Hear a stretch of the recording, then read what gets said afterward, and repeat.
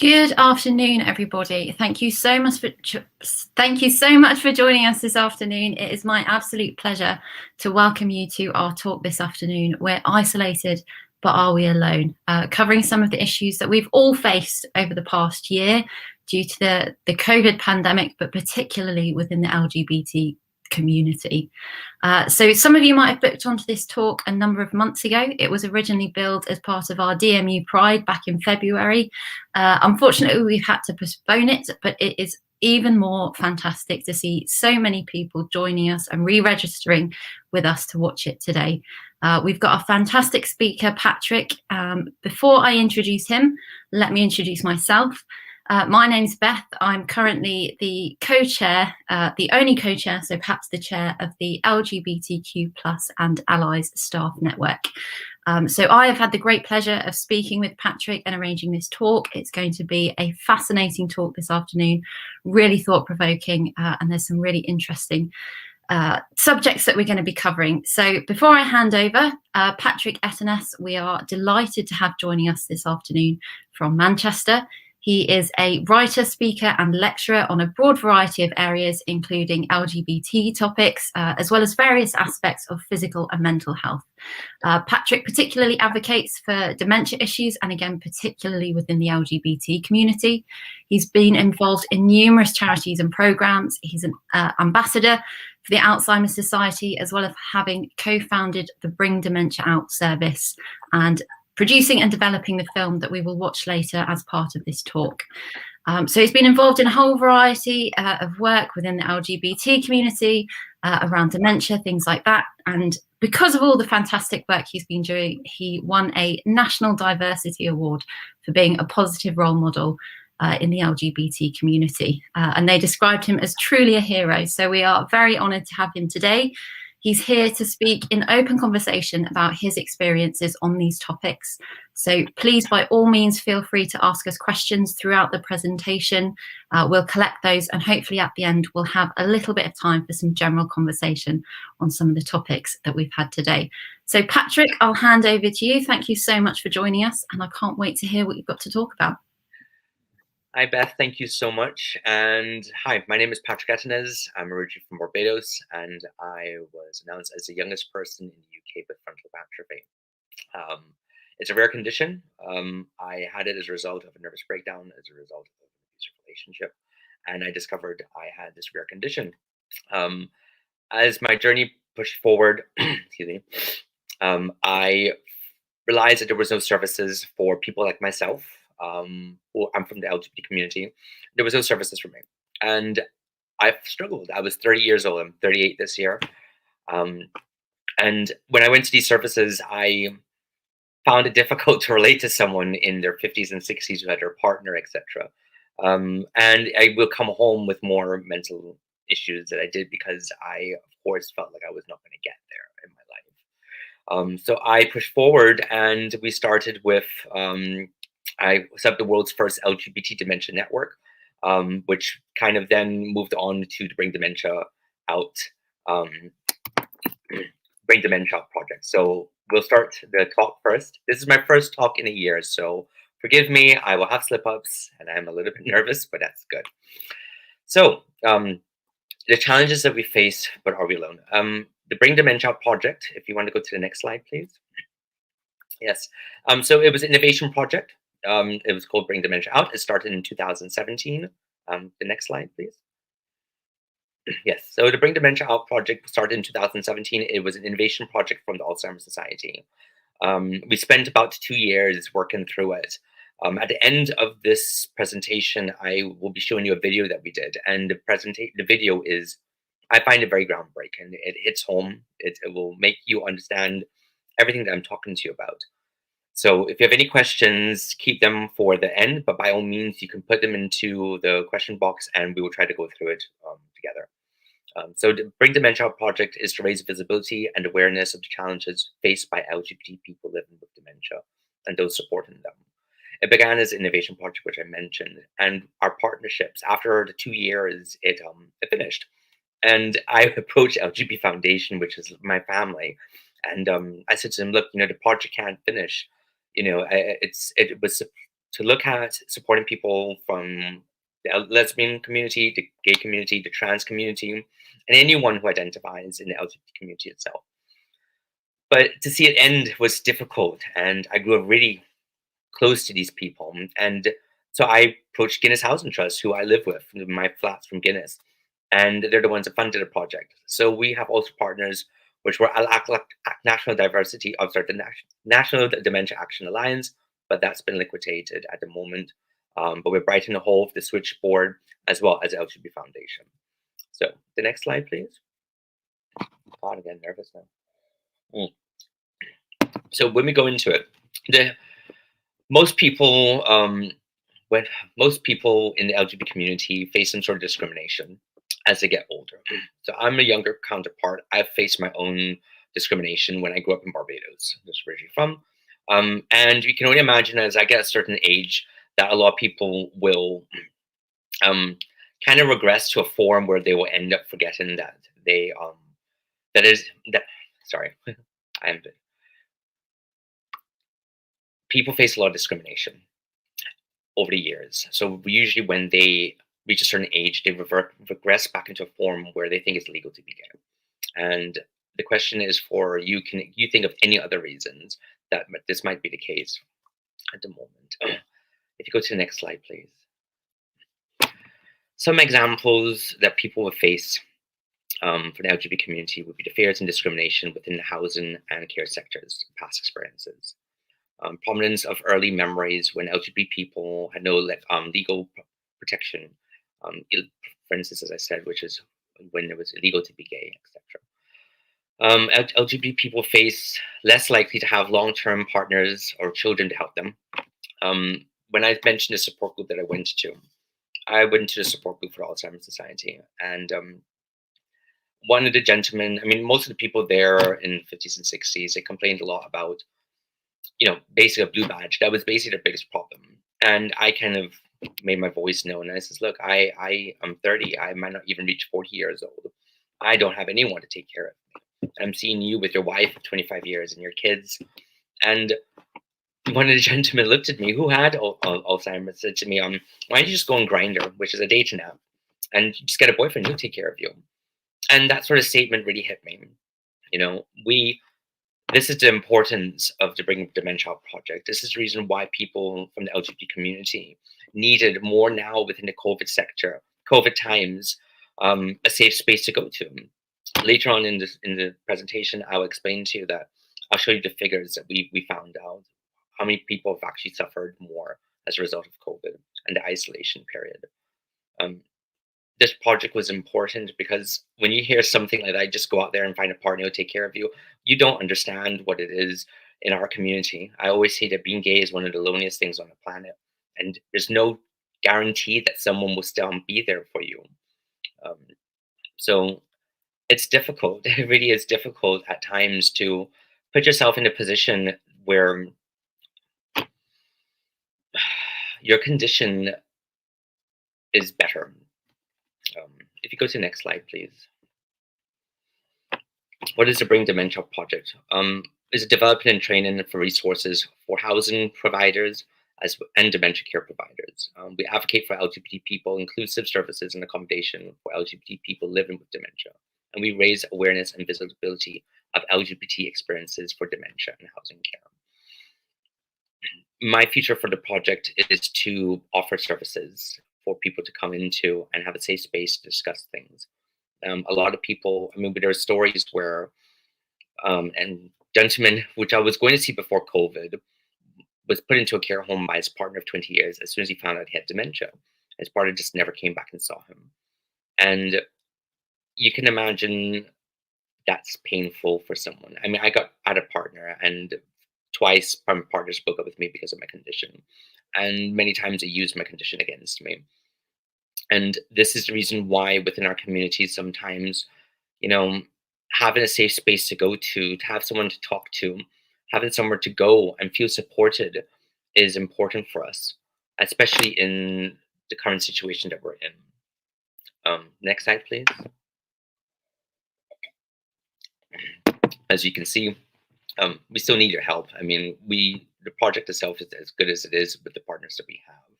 And the more that we make this project well known, the easier it will become for people to discuss their life experiences with the condition. The next slide, please.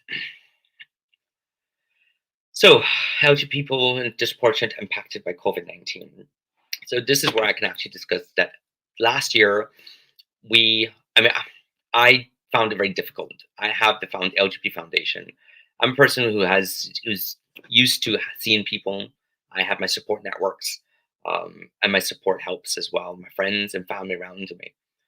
I got all that taken away, and you would be surprised that 1 in 4 people that died of COVID were people with dementia, and you can ask yourself, why does someone with dementia deteriorate so quickly? And I sat there after about 6 months into the year, and I said to my mother, I can feel the absence of love in my life. I can feel the absence of a hug or care. And that really hit me because, you know, I'm so used to seeing my mom or my dad or my friends having the support to go to work and get a hug of my colleagues. And I can only see a lot of my counterparts, people I knew with dementia, slowly deteriorate. And some of them got better, but I live on my own. I'm an LGBT person who lives by myself. I have my own mental health issues. I'm HIV positive as well for 18 years. I have not seen a doctor face to face in over a year. I was given a new condition and I didn't even know the doctor's face who gave it to me. And all these things played on my mind. And it was almost like everything was stripped away from me. And I took it very personally. I thought things were done purposely because so much changed so quickly. But having the dementia itself, I really every single year can feel the lapse of it. And this is the reason why I live in a housing association, and there's a lot of people from the LGBT community in my household, in this building, but a lot of them are by themselves. We don't have the normal heterosexual norm of having someone next to you, and to go out and meet people in our community stopped. Like the bars have only just opened up, but things have changed, and I had to leave. I left England to go back home to Barbados because I felt like I needed support. But there's a lot of us who don't have that support. And a lot of people from the LGBT community really too don't have other people around them to support them at the times. And the people I did think I had to support me couldn't handle a lot of it. Within this pandemic, we really learned truly who our friends are and who our friends aren't. And that expands onto everybody else. Every community has that. But the smaller communities that had a lot more isolation, LGBT people have more isolation and more mental health issues than the general population. The next slide, please. The hidden figures. So in May 2020, the LGBT Foundation published the findings from the largest and most substantive research that they did. And you go to the next slide quickly, please. These are our figures. And if you have a look at the figures itself, I'll leave that up there for like a minute or two. You can see the impact of that. I am one part of these figures itself, and that took a lot for me. The foundation quickly changed. I mean, we don't have a building anymore, so all our services turned online, which is amazing. A lot of the organizations had to restructure everything very, very quickly. The foundation did that within about a couple of months. They quickly turned a lot of services online, and these services have been a lifeline for people like myself. But you can see, I mean, the figures have changed, of course, now. This was recently, but since May, but since then, the figures have massively increased. And I have to speak a little more slowly. The mental health aspects have increased. Domestic violence have increased. Substance abuse has also increased. I understand the substance abuse. I had my own issues around it, especially around relapse. A lot of AA meetings have no one can go to them. We have people who are sober for 7 years who turn back to substances after about 1 or 2 weeks. After about 2 weeks, they end up turning back to substances. And I myself, I did what I needed to do to keep myself going, and it was my crutch. I didn't have a lot to go to or a lot of support around me. And it was uncharted territories last year. It was really frightening.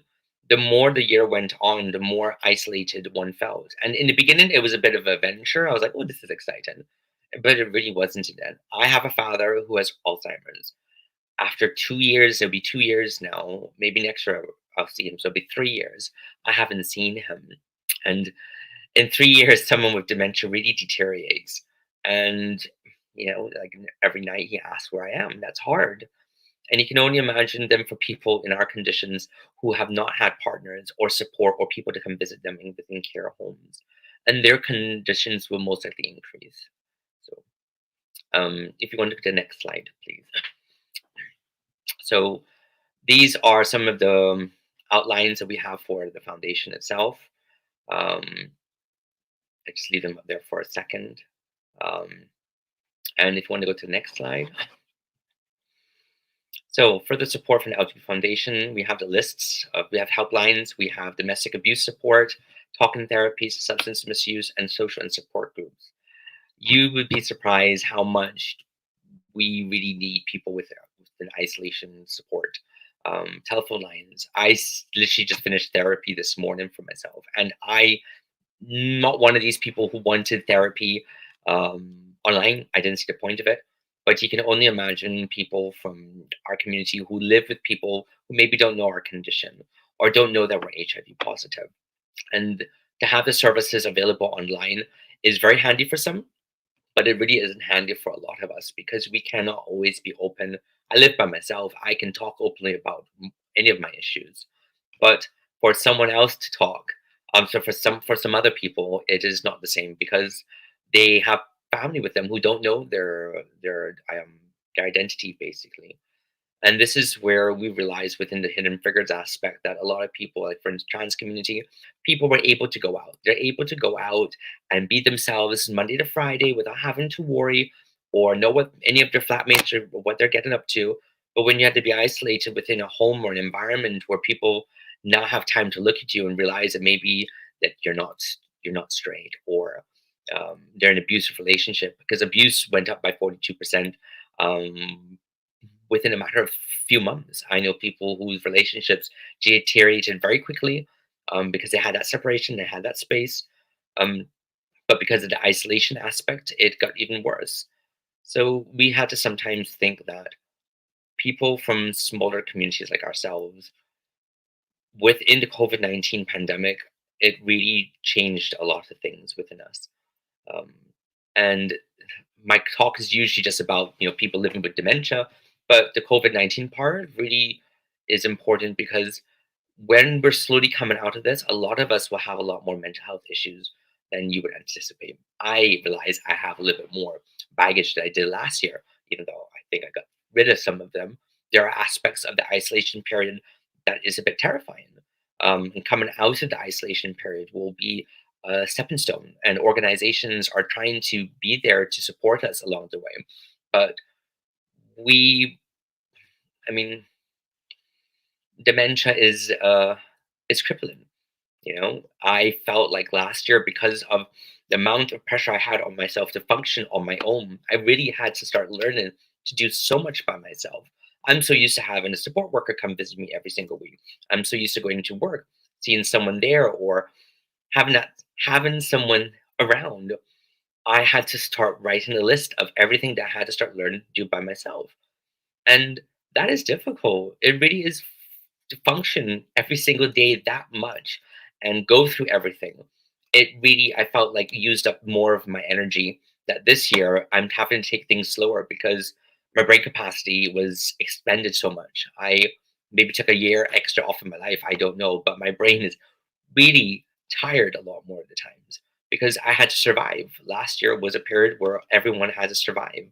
And now we're out of it halfway through. It's easier, but everyone's a bit more settled. But those within the care home aspects are still, some of us don't have anyone to come visit us. And you'll see through the video, hopefully that you guys ask the questions afterwards, the importance of the conversation I'm having. Even though I'm making a bit of a mess and I'm talking very fast, I do apologize. This is nerves because it's important, but at the same time, I'm not used to this, so forgive me. If you want to go to the next slide, please. So these are other organizations that I would advise people. If you have anyone that you think can to get some support or help that you think they can get some from, these are organizations you can go to. We mentioned Alzheimer's Society. We have Proud Trust, Terrence Higgins, Stonewall, George House Trust, and Albert Kennedy Trust as well, and Gallup. They're great organizations, and not only one organization can handle everything. I've always said that charities need to link in with each other to support one another. But wherever you are, whoever you are, maybe something is here that will resonate with you and you get support that you need, or for a friend. If you want to go to the next, please. Publications. I mean, this is not something we need to discuss, but if there's any information that you want from the publications, LGBT Foundation is there. You can just visit our website. There's a lot of information. There's an 80-page manual that they gave me, and I almost went into a coma looking at it because I am not one to read a lot. But it is very informative. And there is a new study that's been out around the issues around COVID-19 and people with from the hidden figures aspects around substance misuse, domestic violence, etc. They are really informative, and by all means, check the website, and you too can go into a coma looking at the document. If you want to go to the next slide, please. So this brings the end of my presentation. Thank God. If you want any information about myself or the Bring Dementia Out project, please email claire.days@lgbt.foundation. And there's my Twitter page. I do post some things sometimes. But the Bring Dementia Out project, by all means, if there's anything there that you wanted or training, etc., you can email Claire and one of us will respond. I do give the seminars myself sometimes, a little bit better than this one. But it is mostly about training aspects to help organizations understand the issues around LGBT people and the requirements that they need. So I'm going to show you a video. At the end of that, please, by all means, I expect you all to ask me some questions. And this is where it does take off a bit more because I'm used to that part. I enjoy this part. So watch the video and I look forward to some of your questions, please. Hi, good evening. My name is Patrick Ettenes. I'm originally from Barbados. My name is Patrick, and I'm the youngest person in the UK to be diagnosed with frontal lobe atrophy, which is a form of dementia. That's me presenting to the Trans Forum in Manchester, talking about issues that LGBT+ people affected by dementia may face. When I was diagnosed, I felt alone, and I did not know where to turn. Services didn't suit a young gay man with dementia. I didn't and still don't have a partner to help support me. While mine and everyone's experiences of dementia is unique, there can be many challenges that are specific to a person's sexual orientation or gender identity. I met with people from the communities to find out more. I think one of the problems we find is people feel that they'll be discriminated against. Maybe even when they won't, we call that internalized homophobia or transphobia. That's Jenny Ann. She's a trans activist who runs the Transform Trans Network. She's making huge moves in trying to improve the lives of gender diverse people affected by dementia. So I have one question I've written down. So we found research that people from the LGBT communities are less likely to reach out for support and information. Why do you think it is? And older LGBT people often experience stigma, having lived through times where they were treated as criminals or unwell. Is this true? That's absolutely true. And I think, particularly from the LGBT+ community, it is those feelings that they'll be discriminated against, people won't understand, and particularly older people, some still don't realise that homosexuality is completely legalised now. Wow. They come from a time, and of course, if they start to go through dementia, they may go back to that time where they feel it's not safe to declare they're LGBT. People who get dementia forget they've transitioned, forget even they have legal status, and then are distressed about, why am I like this when I'm not supposed to be out? Because they recall a time when it was extremely difficult. I always think if one person thinks it, another person thinks it. If another person's gone through it, another person will go through it. And there's a lot of trial and error, but eventually we'll get it right. And if we don't get it right, we'll just keep changing and evolving as a community until basically we walk into a hospital and not have to be feared. We thank your organisation for trying to support us. That's Isabel. She attends the Transform group in Manchester with her wife, Margaret. Margaret has dementia and is married to Isabel, who transitioned over 18 months ago. Margaret has experienced many changes since her diagnosis, and I asked Isabel what her fears would be if she was diagnosed. The very thought of that, it appalls. Well, it's a fear. The fear of not being in control of how I look and how I dress and how I present. So what happens if I go into hospital? Will they put me in a male ward? Will they put me in a female ward? If I go in a male ward, will they allow me to dress as I feel comfortable? I don't dress male at all now, and I don't want to. And I could see me if I had any kind of memory difficulties, I could see me in grave trouble. How important has it been for her to accept you the way you are at the moment? Did you hear what Patrick said? Yes, Do you accept me the way I am at the moment? of course I do. And why? Because you're my husband and are very, very good and kind to me. Makes me feel very humble. It makes me want to cry. It's nice to see that within our community still.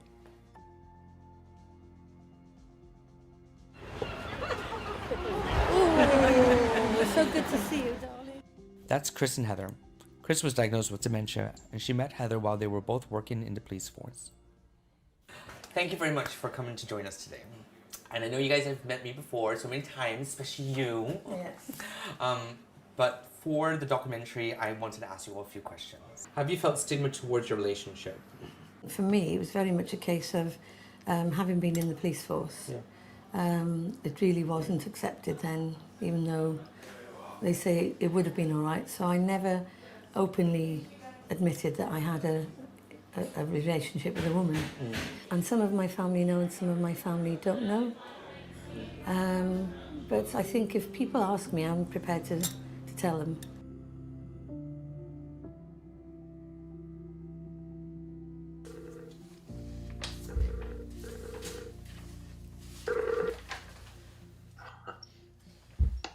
Hello. Hi. Hello, Patrick.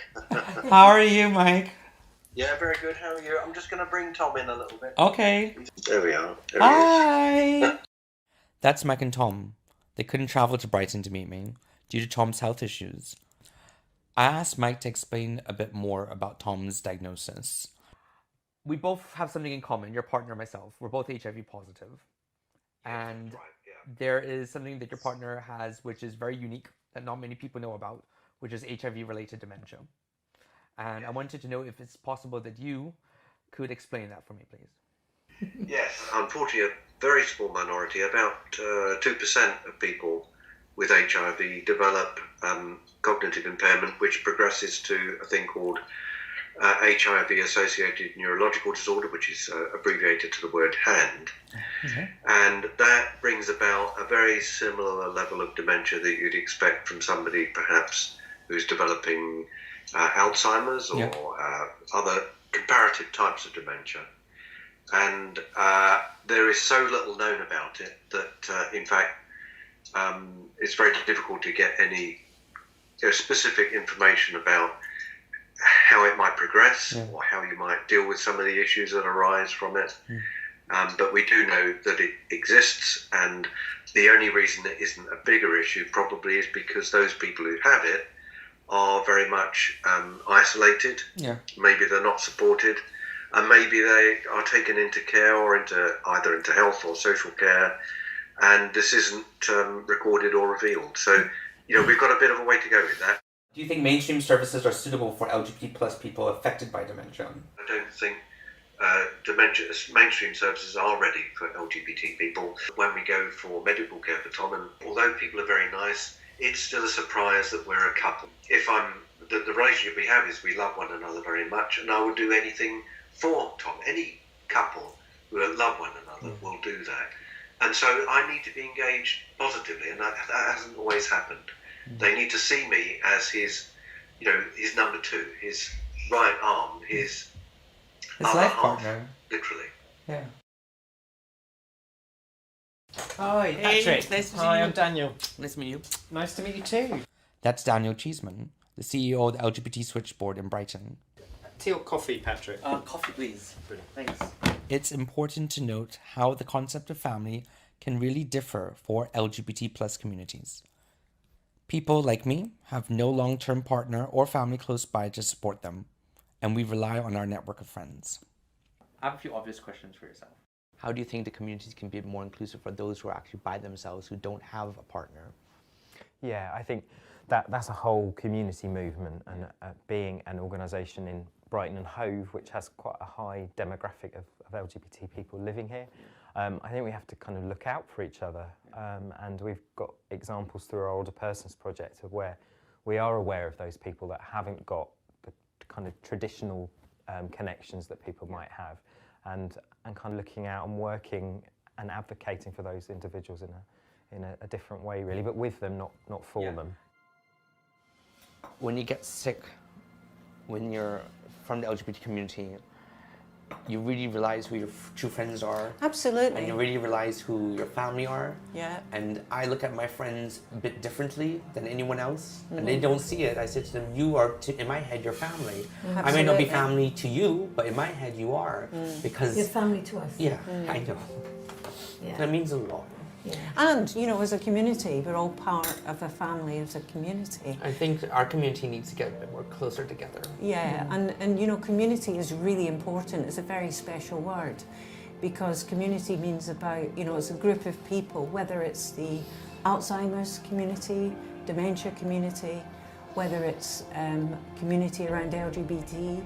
Community is really important because it indicates there's a group of people We're stronger. that are looking out for each other, embracing each other, and together we will be stronger.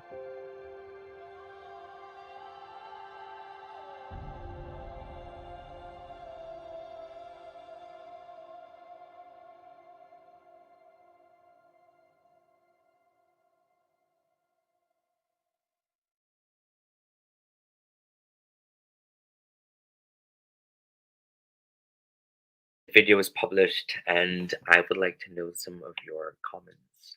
If you have any questions for myself after watching the video and after about basically put the pandemic and with the video and realize that maybe there are now people out there from the smaller communities or the LGBT community, and see how a pandemic and isolation has really affected us. So let's see. I have a question for carers of all groups in the community. The carers are important. I believe that in the care homes, it's important for staff to understand that they will be seen and speaking to people from the LGBT community. I know for a long time that not when you get a job, you automatically get this halo and you know, your prejudice goes away. We have people in care homes from different parts of the world who, in their country, it's illegal to be gay, and they may not respect people from the LGBT community. So I think it's important that we retrain staff. I made sure that Alzheimer's Society trained all their staff over again around LGBT issues. I made sure Guinness House and Trust did the same thing. And the reason why I did that is because I made a phone call one day and I said to him, look, I have early onset. I'm forgetting a lot of my letters and things I'm supposed to do. And the first thing someone said to me was, that's not my business, it's for you to sort out. And it just shut me down straight away. It's hard enough for me to sit there and explain to you that I have a condition. I'm very verbal about it, but not a lot of us are.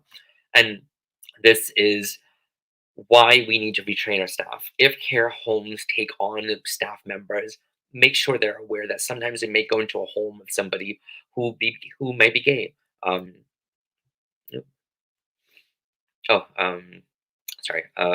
So might be gay, and this is where it's important for us to remember that if we can train staff over, make them aware that they have a choice. If they want to speak to someone, if they want to work in a care environment and they're okay and comfortable from people from different communities, then wonderful. And if they're not, by all means, let them be allowed not to have to take care of somebody if they don't want to.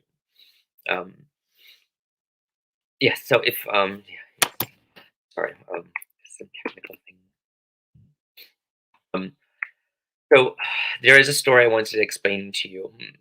We had a lady in a care home from a trans community, and she was retransitioned in a care home by her family members and the care home went along with it because it's important for her to be retransitioned as a male, and that was just a result of the family. So when we talk about communities, sometimes you have to understand from within the trans community, it is almost a taboo, as I mentioned, for us to mention dementia. It's frightening, and this stuff that took place almost 3 years ago. It is not easy for a lot of us in our community to be strong all the time. We look at our counterparts and how lucky they are that they will have that support or the family around them. To create family for us, we create family on our own all the time. I am still trying to create my own family and my own support networks, and they change continuously over a period of time and over years, and they're not always around you. And I'm in a younger generation. Usually, when you get a bit older, you have that set in stone. But when you have a condition that takes away from you every single year, it takes more and more of yourself away. It is harder for you to have to sit there and explain to your friends this year is going to be a little bit tougher.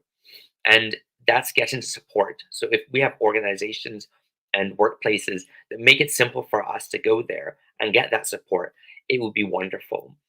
I know everything that I'm doing now is because there's nothing there for myself. And I just don't want someone else to have to go through that. I don't want someone else to have to sit there for 7 years by themselves and really ponder where are they going to go.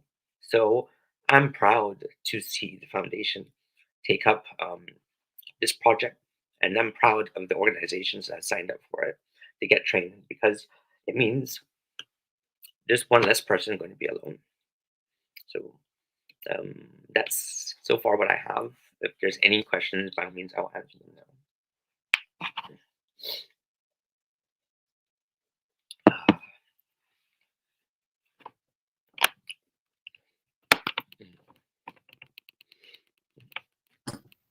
Thank you so much for that, Patrick, and speaking so honestly and so openly. It's so appreciated, and it really tells the story. It's so impactful, and I think a lot of comments saying the same thing. I think one of the things that always strikes me, I've seen that video a couple of times now, is just how much these things affect identity. And this year, perhaps even more so, that even when we think about laws being in the past, I mean, it was this year just gone, I think, that we celebrated 30 years since Section 28, and these things could be discussed in schools again, and you think there's going to be progress that actually therapy now by the WHO, so and that was still on the cards. Can you imagine? Yeah. For some people, they're still, whilst legally things have changed, maybe perceptions, not just of society, but even within people's own minds, still have those repercussions so many years on. We still have to understand that, for instance, I went home to Barbados and we don't have an Alzheimer's society there. Everything done there is by volunteer, and it's a very small community. Dementia in certain communities is still considered a taboo. It's considered a possession in certain communities, in certain cultures. We forget that in religious aspects, dementia is, you just can't mention the word. And there's no word for dementia. So I came home and I realized that there was a lot of racism. In Barbados, in the Caribbean, we have a lot of racism. And there's a lot of people from my community. So we are aware that people from ethnic minority groups in England don't access services for dementia. And we have to understand why that is. And we're still trying to figure it out. And my little idea was, well, what about racism? Because I come from Barbados, I received a lot of racism. When I came to England, I received a lot of racism. What happens in the period of time when I get older, that if I saw, well, basically, I got a racism from white counterparts. I can only imagine from people in their 50s and 60s who took a lot of racism when they came to England over a long period of time. What happens if a white person comes into a room? That's maybe the reason why within our smaller communities, ethnic minority groups, that is the reason why they don't access services. Now put in their sexuality into that. You have a toppling effect of more pressure upon an individual. And this is where the reason why I always felt like it's important for any organization to be part or understand that there are LGBT people out there who maybe need a little bit of extra care or a little bit of extra time. So this is sometimes the things I bring into the table for people to make them a little bit more aware of. I think it just goes to show just how valuable this work is that you're doing, because, you know, like you say, sometimes groups get smaller and smaller, but the challenges they're facing get bigger and bigger. So I guess that kind of leads to one of our first questions, which I guess is, you know, you are involved in so many different communities, but for people out there who are maybe struggling, and I know we've had a lot of talk about this in the comments, but do you have any advice for how people could meet or start to build a community around them, or perhaps, you know, sort of a pseudo family? I basically did it by, I did work with the LGBT Foundation. Not everyone has a foundation there themselves, but I've been part of people who just set up a cafe. You know, they started a support group either online, now you have to do things online, but they started to basically set up a little website and they advertise. You know, they basically got people together and advertised as a safe space for people to come in. And those who turned up slowly started putting their comments forward of what things that really affected their community. And they narrowed through it. They picked up the things that was really important and realized there's a safe space. And it's developing a safe space for people to come to first. I was told, if you want a support group, just set up yourself. And you know, no one thought I would get money for this project. Someone laughed at me in the office and went, "It takes money, Patrick, and, you know, just go off and do it." I said, "I'll do it. Give me a month." And they just laughed. But I got it because, yeah, I had a stepping stones and I was really blessed in that area and I had connections in areas. But you just have to start off as a support group, create a safe space for people to come to. Bars and pubs usually allowed places at that time for you to go to, just take a little corner or something. People buy drinks, so the bar gets something from it, and just let people to come in. And from that, you just ask the simple questions of, what's bothering you? Why haven't you been out? Or what makes you frightened? And you get that. And organizations nowadays really likes to link in with LGBT community. They want to see on their resume that they're trying to support people. So they will sometimes offer you a free space when things get a bit more development, and just take it from there. You can't do everything by yourself. There are organizations out there who have already paved the way with a lot of information, but it's just for you in your community to find people to come forward. I'm doing this now because I'm hoping that more LGBT people within care homes will come forward and say that they're gay. We're already aware that in care homes, no one mentions their sexuality. You can go outside and see a gay person within every 5 people you see in Manchester. There's a gay person near you. But why is it in care homes that you don't see them? Because they don't feel safe. So the quicker you do this for your community and for yourself, it will help you. Everything I've done helps myself, and that's the reason why I still do it, is because I'm still learning, you know. But that's how you can set up a place within your community, and it's a safe space. I always say safe space because that's for you and those people who feel isolated and trapped more to come to. And if you do it on Zoom, wonderful. You can do it on Zoom nowadays. Everything's taken off on there. And that's even developing more of a safe space where people can link in as quickly as they want without having to go to a bar or go out. But eventually, when you can go outside, and people need to have that for themselves, someone to communicate with. And then you can offer more services for yourselves. Yeah, I think that the online thing it's a bit of a double-edged sword, really, isn't it? You know, people sometimes think that when you're online, you're prone to more abuse, or you hear certain voices from certain people more often. But on the flip side of that is that the reach of those communities can be so much greater, and that you can sort of create a safe space where there might not be one physically. So I think that's the positive there. I guess when you've sort of started up these charities, like you said, you sort of went, you know, you had some connections already, you managed to get the funding, you pulled off the impossible, very impressive. Did you get sort of an immediate response from the community? Were there people sort of waiting for that space? What was that response like? You know, it's funny. When I did writing, I didn't get comments until after 5 years of finished publications. And to be honest, I now see how many organizations have signed up and we trained them. And I really wasn't aware of how involved people wanted to be. it's out of sight, out of mind. Funny enough, I use my dating platform Grindr. I sometimes advertise my work. And I had a gentleman in Brighton who messaged me and went, do you know what? I'm 51 years old, and I never thought what would happen to me if I had dementia. I'm so proud that someone from my community is trying to help us, because we don't think of dementia until it affects you. If it wasn't for dementia, I would be a different person. It opened my eyes to everything around me. So the thing that I've set up now, I am training Age UK. I've still trained Thameside. I can't remember the other organizations that have put forward to it, but the fact that they're there and they've taken it upon themselves to train staff members is wonderful, and it's just by word of mouth.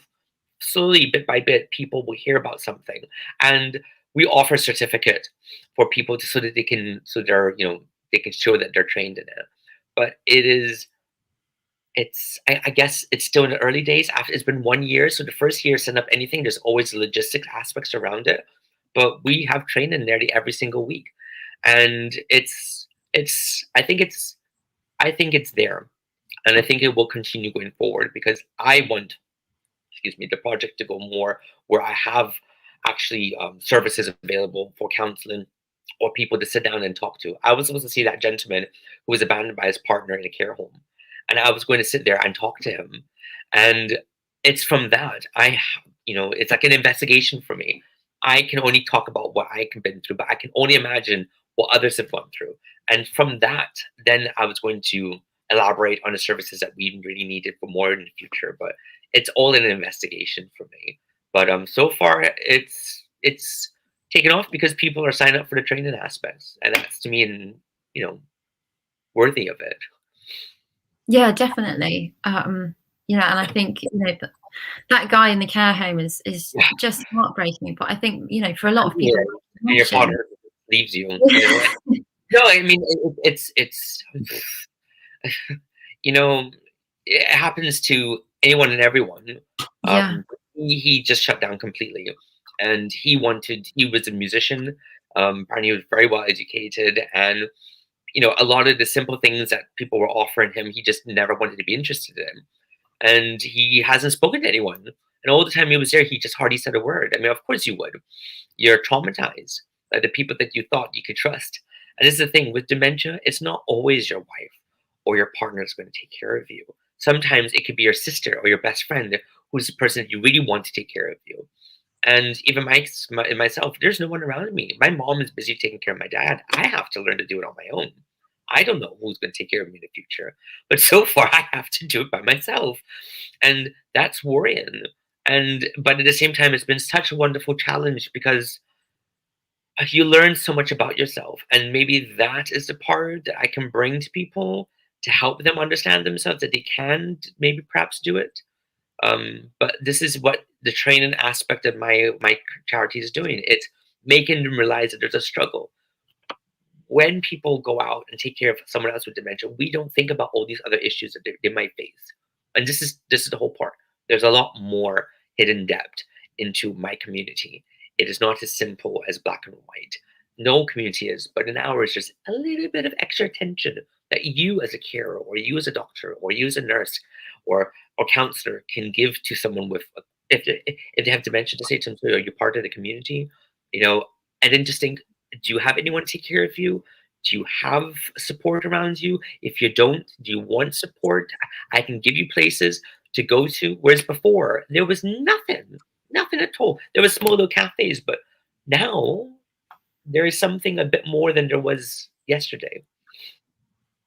I wonder, how often do you get to sort of see the impact of that when you're working with, say, doctors or nurses, or even, people themselves that have been affected by something like that? Do you get to follow them? Do you get to do a lot of that sort of investigation side of things? And because this is my first Zoom one. Usually, if my audience was in front of me, I'd pick a person and probe their brain. I would push questions. I'm a Gemini. I want to know everything. I have no problem putting you on the spot. But funny enough, it's my students who really ask the difficult questions. I cry. I'm surprised I still cry nowadays. My heart is cold. But my students ask me the important questions like, how do you wake up every single morning? Do you have a condition that's going to take away from your life every day? And I went, Jesus Christ, like you really know how to end a session. But it's important for that because these are junior doctors I was lecturing to. And I said to them, you know, you're a doctor, but your still job is to care for someone. And it doesn't take much for the empathy aspect to go forward. So that's how I do it. You know, I can talk to you, and some people are not verbal. They'll take on every single thing that you tell them. And that part is important because, as I said, with my writing, it took 5 years till someone came up to me and said I helped them massively with my work. And the same thing with the talk. You can leave them with the questions or make them understand something, but you can see their wheels in their head turning. And sometimes they'll come up to you and ask something. But I always push people out of their comfort zone because it's uncomfortable for us, for me to sit there and tell you, look, I'm gay. It's not a problem now, but back in the day, I can only imagine, look, I'm gay and I have dementia, so I need a little bit of extra time. No one can say that sometimes as quickly as I can without the care in the world. And I've had people come up to me and go, God, how are you just so blunt about everything? And I went, because I can't live in fear for everything. I have no choice. I don't have a choice to hide behind my mother anymore or my partner. I don't have anyone there. So the quicker I spit out my problems to you, the easier it will become for you to understand it. So I definitely think that's important. And, you know, working in the medical field as well, I think, you know, the most important thing that anybody can bring to a medical environment is empathy and that listening and, you know, trying to communicate in a way that works for both people. So I'm glad that that's happening, even if those students sometimes ask you very, very blunt questions. And I need that. You know, we in any form of profession, especially dealing with people with dementia, if you suspect something, just ask them a question. You know, just I mean now the forums can ask whether you're from the LGBT community or not. But it is best to ask a question, even if it's uncomfortable, because sometimes that person's waiting for you to ask a question. And if you put it out there, then sometimes they'll just open up. We don't want to open up sometimes. Most people from any community, whether they're from a minority group, find it very difficult to stand up to people and to open up about themselves. But if you can ask a question, and no matter whether you think it's uncomfortable, sometimes they go, yeah, I am. And you'd be surprised out of what you'll get if you just simply ask a question. Yeah, and I'm wondering, you know, talking about sort of, you know, sometimes people are waiting for somebody to ask people are waiting for somebody else to make that first move. And you've sort of talked about how, you know, perhaps the younger generation has been impacted by this pandemic, you know, sort of 35's more likely to live on their own, more likely to have been hit by recession. So even if they did have a job, I think 85% of job cuts were in the sort of under 35 category. So there's that increased isolation. And I'm wondering, hopefully now that the end is in sight, how you think priorities maybe might shift going forward, whether there's maybe more questions that people will now want to ask, or maybe new ideas that people will have for something that they want to bring through. I think people have found themselves a bit more. I think some people have lost themselves a bit more. But nevertheless, they're more aware than they were a year ago. I am definitely more aware of everything around me than a year ago. I think I was oblivious, but I was more on switched on. But I was like, Jesus Christ, there's nothing from this pandemic that we won't take but learning. And if you open your eyes and realize, okay, right, so this is what I'm doing. Some people have changed job professions because they realized whatever they were doing really wasn't it. But I think this is where people can really go into themselves and ask the serious question of, is this what I want? And do I need support, or do I need help, or do I need to give a bit more support? Or I really am happy. Like yesterday, I went out and it was just, oh my God, we were just happy to be with each other. And there are some of my friends that I don't really spend much time with because I'm always busy working, because there's always tomorrow. Oh, there's always tomorrow. But we really learned that there's not always a tomorrow. And today is important, and today is the time that we make a change. And today's the day that you have a bit of fun, but there's nothing about the last year that we won't learn from. Everything that you need to is right in front of you right now, and you just need to switch on. It's been a huge time for reflection, I think, whether that was intentional or not. So I think absolutely, you know. The world works in mysterious ways, my mother says. Yeah, and you know, watching that video and seeing people hug each other and go about it's a reminder of completely different times. You know, and the hugging part is important. I have missed hugging. Like, I hugged my best friend for the first time in like a year, and it was like, and I just wanted a hug from someone. It was true. The simplest things really are what's important for us. And if you just really open your eyes to see what is important in your life, you will understand maybe what has been lacking in other people's lives. Yeah, I think human contact is so important. I mean, mental health, physical health, and hopefully there'll be a bit more of that soon, one way or another. We're just reaching the end of our session, so I think before we sort of wrap up, a huge thank you to you. Your story today has been fascinating. It's been really warming and touching, and so thought-provoking to think of all these different communities that intersect in so many different ways. So a huge thank you to you. A huge thank you to Sandra and Craig behind the scenes who've worked so hard to pull this together. And for everybody who's been able to come back today. If anybody does know anybody that's missed anything, we have been recording, so you will be able to catch this again on our YouTube if you know anybody that's had to leave early or wants to catch up, or if you want to share this with somebody. And on that note, Patrick, if we are sharing things, as a sort of take-home message, what would you leave with us before we close? I should have written this one down. Life's a journey, and if you're smart, not in the case you're smart, life's just a journey. And if you want to just open your eyes and think of it as a long adventure, and nothing that you're doing at the moment doesn't matter, it all matters. And just don't be too frightened to step out of your comfort zone, because this whole year can go down the drain. You don't know what's going to happen. We did not know that this was going to take place. So why waste another minute? If you want to do something, go ahead and do it. If you want to go have fun, and don't be too frightened anymore. It's just an adventure. Why waste another minute? It's all an adventure. I think we'll leave it on that note. I think that's a great note to leave it on. Another huge thank you to you, Patrick. Huge thank you to Sandra and Craig, and for everybody here to joining us today. Hopefully we'll see you again soon. Yes.